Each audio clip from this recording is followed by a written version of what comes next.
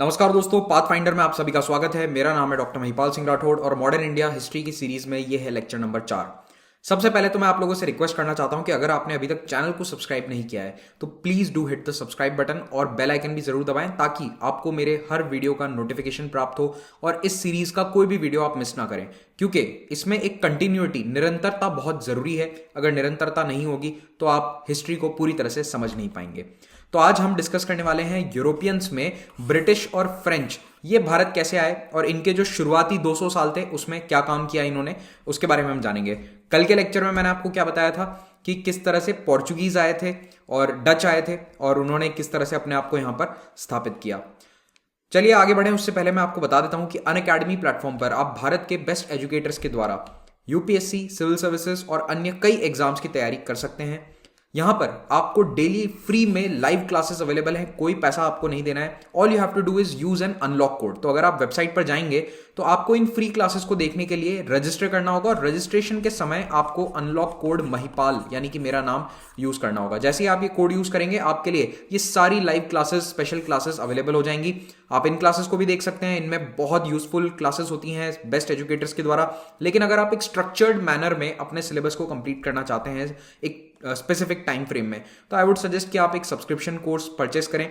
और इस सब्सक्रिप्शन में आपको दो तरह के सब्सक्रिप्शंस देखने को मिलेंगे, प्लस और आइकॉनिक। तो प्लस कोर्स में आपको लाइव क्लासेस होंगी जहां पर एजुकेटर्स जो हैं या टीचर्स हैं, जहां पर भी आप चाहते हैं, जिस टीचर से आप चाहते हैं वहां पर आप उनकी क्लास अटेंड कर सकते हैं। तो यहाँ पर कई बैचेस भी बने होते हैं, साथ ही साथ सब्जेक्ट्स की क्लासेस जो अवेलेबल हैं, जो हो चुकी हैं, वो भी आप देख सकते हैं और लाइव क्लासेस तो हो ही रही हैं। और इस सब फीचर्स के लिए आपको पे करना है एक एनुअल चार्ज जो होगा 1 साल का, ये वाला नहीं बल्कि इतना अमाउंट। 10% डिस्काउंट आपको मिलेगा अगर आप अगेन कोड यूज करते हैं। Mahipal is the code to get 10% discount. Iconic में आपको एक पर्सनलाइज मेंटोर मिलेगा। मेंटोर क्या करेंगे, आपको तैयारी में गाइड करेंगे डे टू डे और आपको जीएस मेंस आंसर राइटिंग की प्रैक्टिस भी करवाएंगे। तो ये एक आइकॉनिक का एडेड बेनिफिट है। और यहां पर भी अगर आप 1 साल का कोर्स सब्सक्रिप्शन लेते हैं तो आपको ये प्राइस पे करना है after getting the discount code. And अगर आप 2 साल का कोर्स लेते हैं, अगर मान लो आप कॉलेज में हो तो आप 2 साल का कोर्स ले सकते हो, तो यहां पर आपको ये प्राइस पे करनी है आफ्टर यूजिंग द कोड। अगर आप ऑप्शनल की तैयारी करते हैं तो भी अनअकैडमी पर आपको बहुत सारे ऑप्शनल सब्जेक्ट्स की क्लासेस मिल जाएंगी और इन क्लासेस के लिए आपको ये प्राइसेस नहीं पे करनी है। पे this price, use the unlock code Mahipal. UPSC के अलावा भी अगर आप किसी एग्जाम की तैयारी कर रहे हैं जैसे कि SSC, bank, railway, state PCS, तो इन सब के कोर्सेज अनअकैडमी पर अवेलेबल हैं और इनके जो 12 मंथ के सब्सक्रिप्शन प्राइसेस है वो यहाँ पर मेंशन्ड है। ये प्राइसेस आपको कब मिलेंगे, अगर आप महिपाल कोड को यूज करते हैं, इसको अप्लाई करते हैं। तो अब हम बात करते हैं ब्रिटिश भारत कैसे आए। तो देखो, पहले जो मेनली यूरोपियंस के साथ हमारा ट्रेड था वो मैंने आपको बताया रोमन एम्पायर के साथ था। और ब्रिटेन जो है वो 14-15 सेंचुरी तक इतना कोई पावरफुल देश नहीं था। ओकेश एक पावर था, यूरोप में भी उसका इतना इंटरफेरेंस नहीं था। लेकिन ये सब कुछ चेंज होना शुरू होता है जब ब्रिटेन देखता है कि हमारे पड़ोसी पोर्चुगीज, डच ये जहाज लेके निकल रहे हैं, थोड़ा डेयरिंग कर रहे हैं और इनको पोर्ट्स मिल रहे हैं, बहुत सारा व्यापार मिल रहा है और ये तो पैसा कमा रहे हैं। तो इन्होंने जब ये सब होते हुए देखा 16वीं सदी में, यानी कि 1500s में, जब इन्होंने अपने पड़ोसियों को अमीर होते देखा तो ब्रिटेन में भी थोड़ी सी खलबली मची कि चाहे हम गरीब हैं लेकिन हम कुछ तो डेयरिंग कर सकते हैं, तो हम भी अपना एक ट्रेड शुरू करते हैं। तो इन्होंने क्या देखा कि ट्रेड कहाँ से हो रहा है, सारा इंडिया से या फिर ये जो साउथ ईस्ट एशिया वाला रीजन है यहाँ से ट्रेड हो रहा है, तो हम भी इसी तरफ जाते हैं, बढ़ चलते हैं। यहाँ पे भी ट्रेड हो रहा था थोड़ा बहुत वेस्ट इंडीज में, वहां पर भी हम जा सकते हैं। तो इन्होंने लक्ष्य साधा कि चलो भारत की तरफ चलते हैं। तो भारत की तरफ जाने का क्या था, एक तो ये वाला रास्ता था जो पोर्चुगीज ने एक तरह से डेवलप किया था और इस पर इनका एक छत्र राज था। ये यहाँ पर कार्टास सिस्टम चलाते थे अरेबियन सी में, किसी को यहाँ घुसने भी नहीं देते थे दूसरों को, इसीलिए डच भी जो है वो मेनली यहाँ पर ट्रेड करने लग गए थे। तो एक ब्रिटिश कंपनी बनाई गई जिसका नाम था मस्कोवी कंपनी 1553 में। इसने क्या सोचा कि हम ये पोर्चुगीज वाला रास्ता नहीं बल्कि यहाँ आर्कटिक से एक रास्ता ढूंढ लेंगे जो कहीं ना कहीं से इंडिया पहुंच जाएगा। लेकिन ये प्लान इनका फेल हो गया। जब आज भी ये रास्ता इतना मुश्किल है कि साल में कुछ दिन के लिए ओपन होता है, तो फिर ये कहां से पहुंच सकते थे। तो ये जो आर्कटिक वाला जो रूट है ये इन्होंने डेवलप करने की जो ठानी थी, ये इनका प्लान फेल हो गया। लेकिन इस कंपनी की एक बात आपको याद रखनी चाहिए, वो ये कि मस्कोवी कंपनी दुनिया की पहली जॉइंट स्टॉक कंपनी थी। जो जैसे आज जॉइंट स्टॉक्स कंपनी होती है उस तरह से ये बनी थी। और इसका आइडिया कहां से आया था, इनको जो वही वेनिस में मर्चेंट गिल्ड्स होती थी वहां से इन्होंने आइडिया लिया था, लेकिन एक स्टॉक कंपनी प्रॉपरली रजिस्टर्ड इन्होंने बनाई थी। अब आगे क्या होता है कि 1560s के बाद ब्रिटेन में पायरेट्स आने लगे। अब ये पायरेट्स जो हैं ये वो वाले पायरेट नहीं थे जो आप पायरेट्स ऑफ द कैरिबियन में देखते हो कि जो ब्रिटिश जहाजों को लूट रहे हैं, नहीं, ये वो पायरेट्स थे जिनको ब्रिटिश सरकार या फिर ब्रिटिश की जो गवर्नमेंट थी राजा महाराजा की, वो इनको सपोर्ट करती थी और इनको हीरोज की तरह देखा जाता था। दे वर कॉल्ड बकेनियर्स। बकेनियर्स में सबसे फेमस आदमी था फ्रांसिस ड्रेक। अब ये सरकार के लिए काम नहीं करता था, लेकिन जब भी ये कोई बड़ा काम करता था जैसे कि स्पेन या पोर्चुगीज के जहाजों को लूट लेना, तो इसको इंग्लैंड के राजा की तरफ से इनाम विनाम दिया जाता था। ये पब्लिक हीरो की तरह बन चुके थे।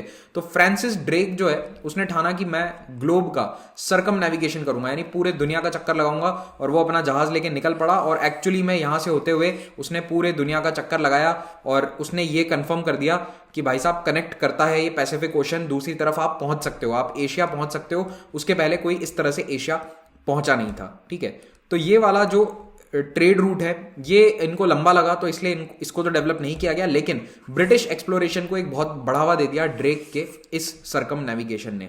उसके बाद 1591 में जेम्स लैंकास्टर ने पहली बार कोई ब्रिटिश जहाज को इंडियन ओशन की तरफ घुमाया और अफ्रीका से घूमते हुए वही जो पोर्चुगीज वाला रूट था, वास्को डे गामा वाला, उस रूट को फॉलो करते करते वो पहुंच गया भारत, कन्याकुमारी। अब यहां पर आपको दो नाम, बस नाम याद रखने, फ्रांसिस ड्रेक का नाम याद रख लेना, he was the first to circumnavigate the world, और दूसरा जेम्स लैंकास्टर पहली बार भारत आया था। कौन था ये? ब्रिटिश सेलर था। फिर 1600 में एक कंपनी की स्थापना करी जाती है। कुछ लोग जो ये सब एक्सपेडिशंस को फंड करना चाह रहे थे, उन्होंने कहा चलो एक कंपनी बनाते हैं। तो इन्होंने कंपनी बनाई, governor and company of merchants of London trading to the East Indies, जिसको बाद में कहा जाने लगा ईस्ट इंडिया कंपनी। ये इसका ओरिजिनल ऑफिशियल नाम था। इसको 1600 में रॉयल चार्टर दिया गया, यानी कि इन्होंने जाकर ब्रिटेन की महारानी से बोला कि हमें ऑफिशियली आप सैंक्शन कर दो कि हम इंडिया के साथ जो व्यापार होगा वो करेंगे। तो इनको ये सैंक्शन दे दिया गया, रॉयल चार्टर दे दिया गया। इस समय इंग्लैंड की महारानी थी क्वीन एलिजाबेथ द फर्स्ट। ये नाम इंपॉर्टेंट है, आपको याद होना चाहिए। क्वीन एलिजाबेथ द फर्स्ट थी, सेकंड तो अभी रूल कर रही है, फर्स्ट उस समय थी। तो वो वाली जो गोल्डन एज कही जाती है कई बार वो ब्रिटेन की, तो एलिजाबेथ द वन उसने रॉयल चार्टर इनको दिया था। फिर इनको कुछ एग्जाम्पशंस दिए गए कि कोई कस्टम ड्यूटी नहीं दोगे फर्स्ट 6 वॉयजेस तक, मोनोपोली है आपकी ईस्ट इंडीज में, जितना चाहो ट्रेड कर लो। लेकिन ये जो ईस्ट इंडीज है ना, इसकी एग्जैक्ट डेफिनेशन नहीं बताई गई थी, बहुत वेग एरिया था ईस्ट इंडीज का।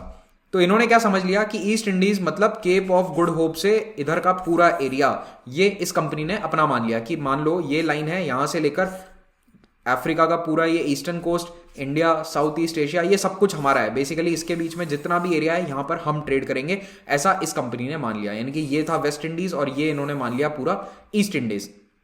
तो ऑफिशियली कहीं पर लिखा हुआ नहीं था कि केप ऑफ गुड होप आपका लाइन है, लेकिन इन्होंने मान लिया कि ये सब अरेबियन पेनिनसुला वगैरह पे ट्रेड पर हमारा अधिकार है और किसी कंपनी को हम ग्रो करने ही नहीं देंगे। तो इन्होंने अपना बहुत अच्छा ट्रेडिंग ऑफिस सेटअप किया लंदन में, ईस्ट इंडिया हाउस, जो कई सालों तक एक बहुत इंपॉर्टेंट बिल्डिंग था।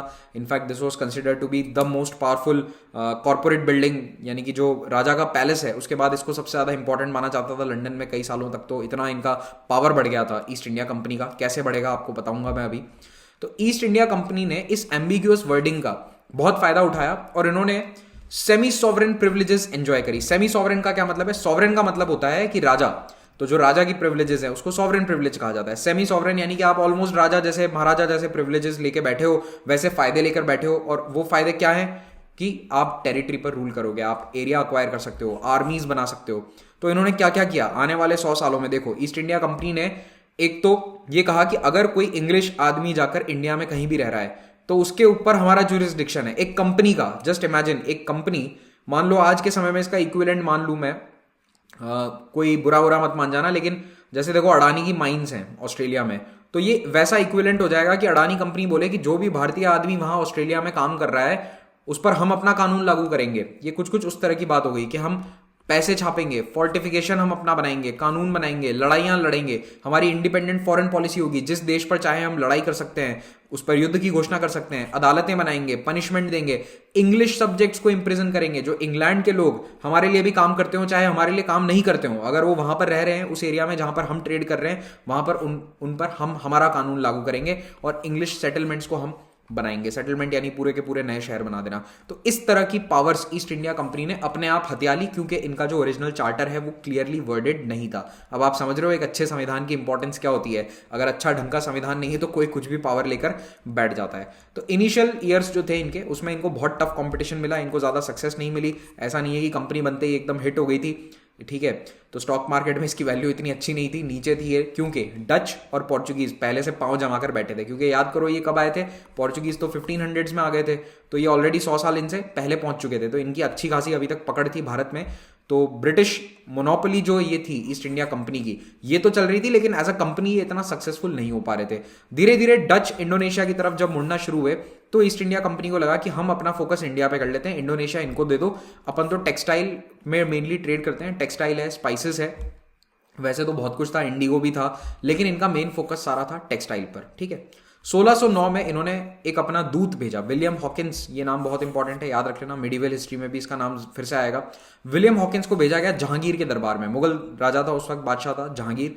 जहांगीर को क्यों भेजा इन्होंने अपना नुमाइंदा या दूत, कि हमें फैक्ट्री स्थापित करनी है, ट्रेड करना है सूरत में, उसकी परमिशन दे दो।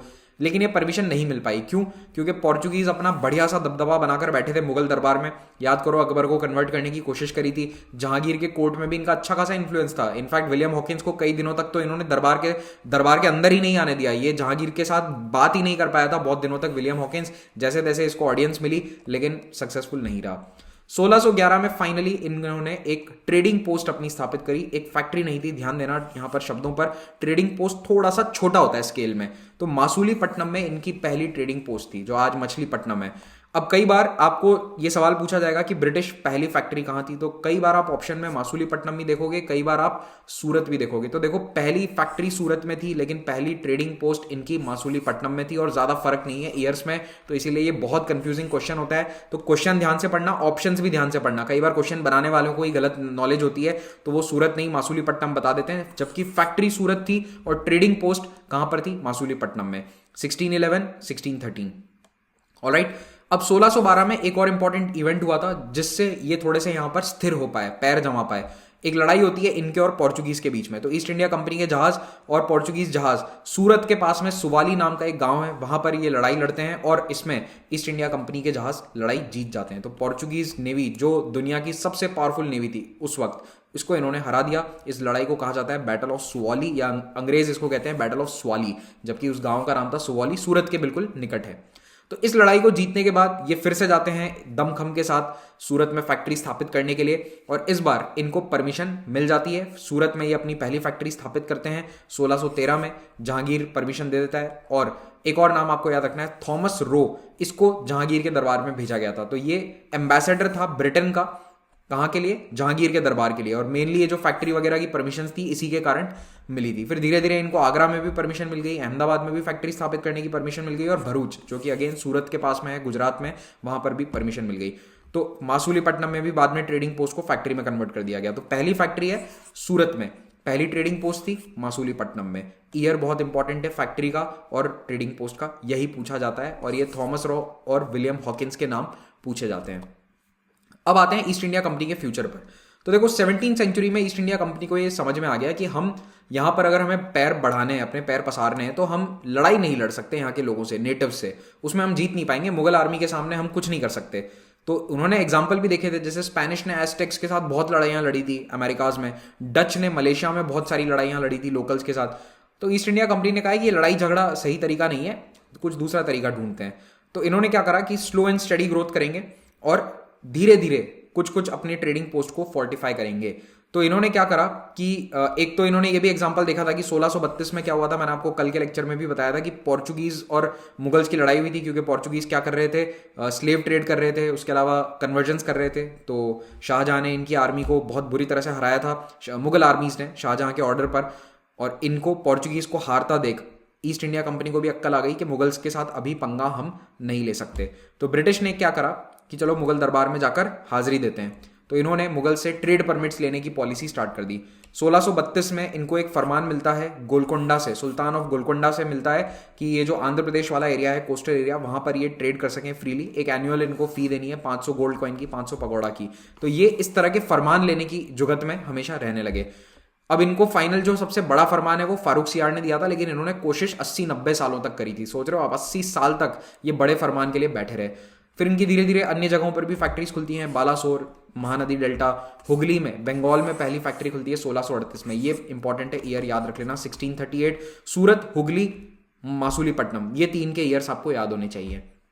फिर 1639 में इन्होंने आज का जो मद्रास वाला जो रीजन है, चेन्नई वाला, वहां पर अपनी पहली फैक्ट्री खोली। फोर्टिफाइड फैक्ट्री थी, जिसको बाद में इन्होंने नाम दे दिया फोर्ट सेंट जॉर्ज। तो 3 गांव थे, मद्रास पट्टनम नाम का गांव था, वो इन्होंने ले लिया वहां के लोकल रूलर से, और वहां पर एक फोर्ट बनाया जिसको बाद में फोर्ट सेंट जॉर्ज, और आगे जाके इसका नाम पड़ा मद्रास और बाद में चेन्नई।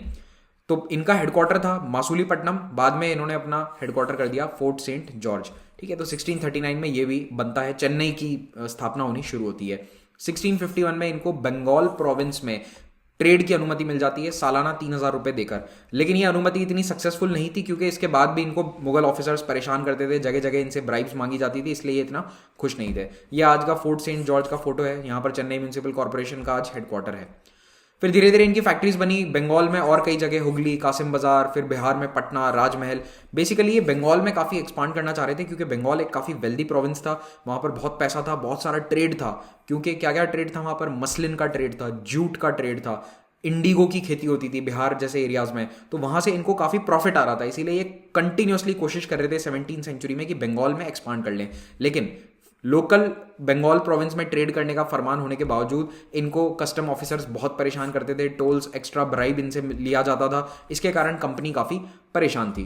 कंपनी ने अपनी ईज ऑफ बिजनेस को बढ़ाने के लिए क्या करा?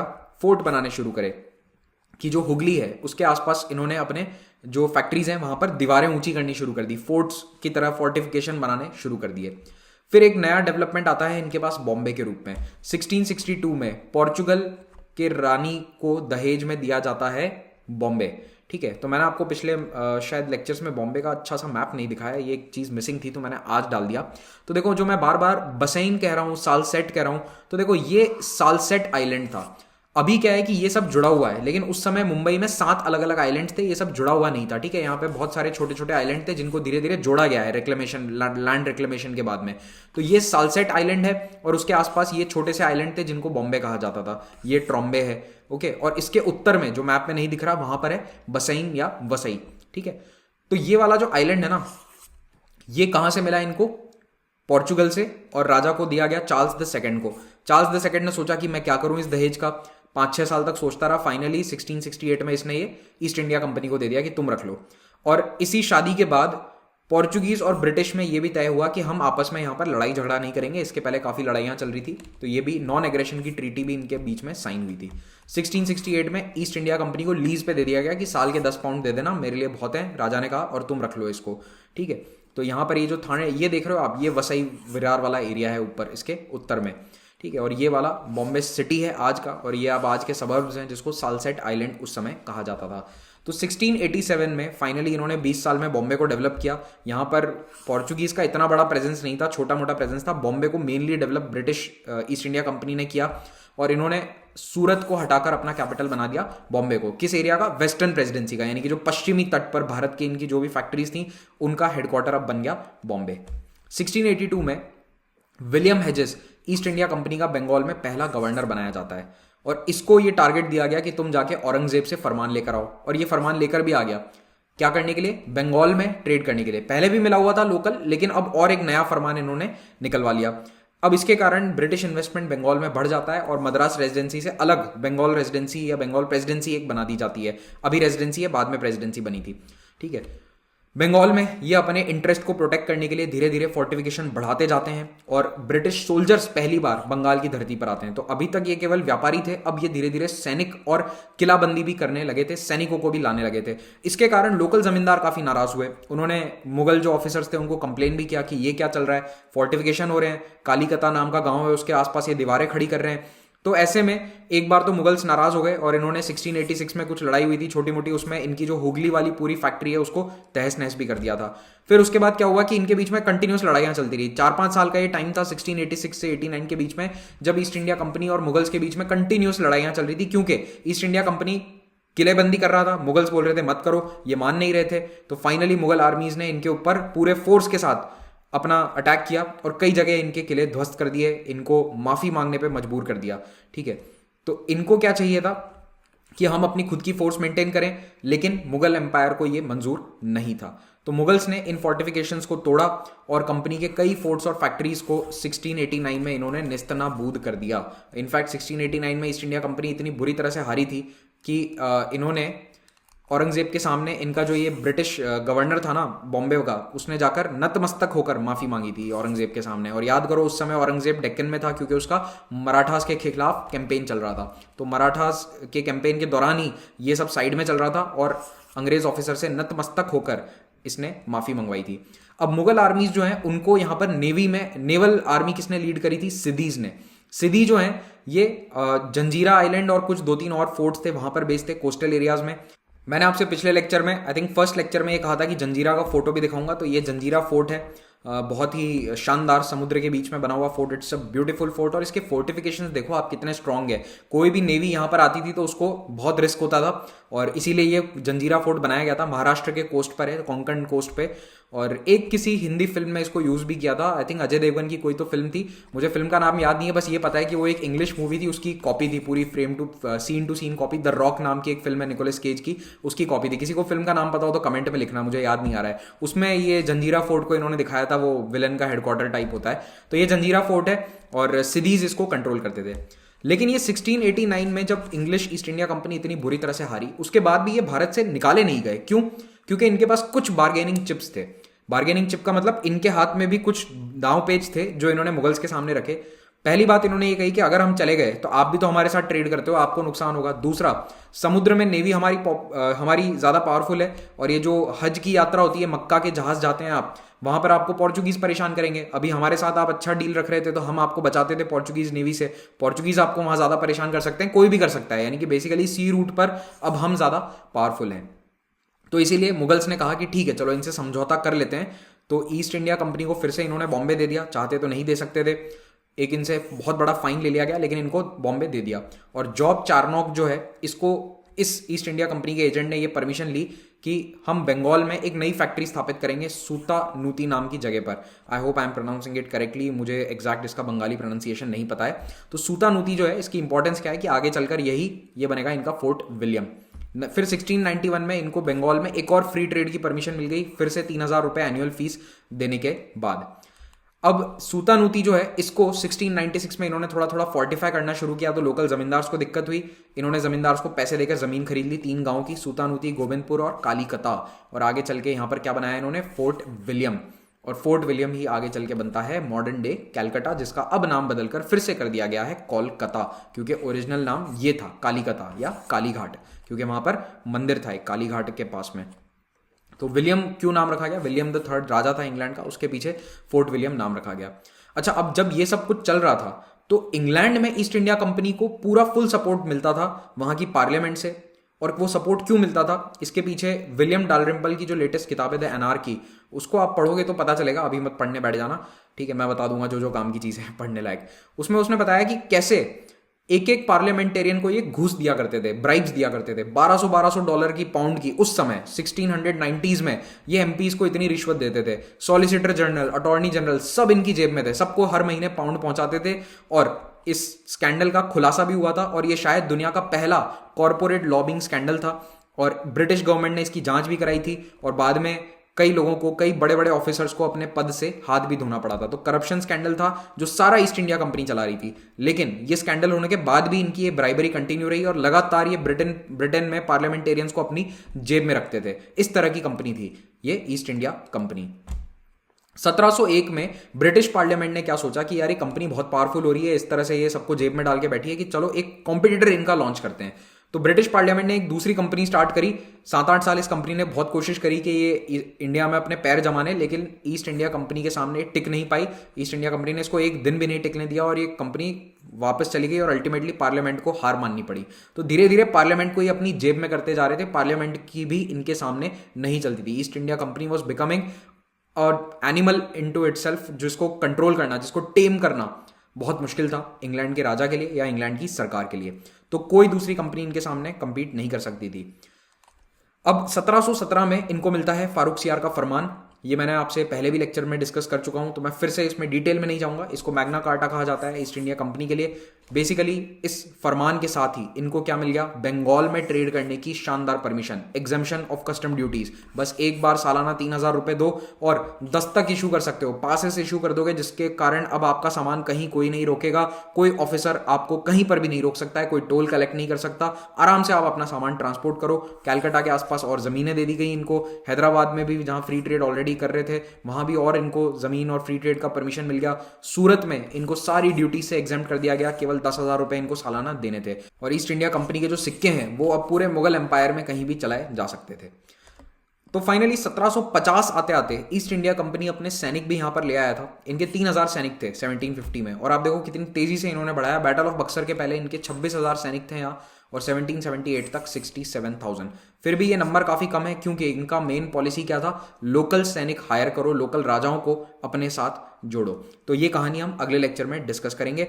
तो बस अभी तो इसके साथ हम खत्म करते हैं इंग्लिश ईस्ट इंडिया कंपनी का शुरुआती पार्ट, और अब फ्रेंच पर आते हैं।